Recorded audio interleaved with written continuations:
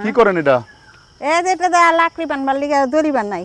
ও দড়ি বানাইতেছেন না? এটা হচ্ছে এই যে আপনার যে এটা কি ওই যে পাম গাছের থেকে যে পড়ছে যে ডাগগা বলেন আপনারা, এটা পড়ছে, এটা দিয়া তুলে ছালটা তুলে এটা দিয়ে রশি বানাবেন। রশি বানায়া বিভিন্ন জিনিস বানবেন এটা দিয়ে। খড়ি বানাবেন, খড়ি বানাবেন, লাকড়ি বানবেন। আসলে প্রাকৃতিকভাবে আহরিত বিভিন্ন রকমের উদ্ভিদ থেকে প্রাপ্ত আঁশ কত কাজে লাগে এটা আসলে বলে বুঝিয়ে শেষ করা যাবে না।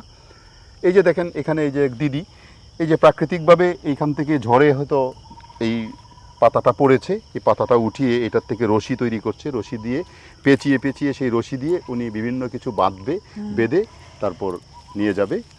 এই যে আঁশ, এই আঁশ প্রাকৃতিক আঁশ, এই আঁশ আমরা প্রকৃতি থেকে আহরণ করি, উদ্ভিদ থেকে এই আঁশটা পাওয়া যায়। এই আঁশ মানব জীবনে এবং মানব কল্যাণে অনেক গুরুত্বপূর্ণ তথা উদ্ভিদ মানুষের জীবনের জন্য অতি প্রয়োজনীয়।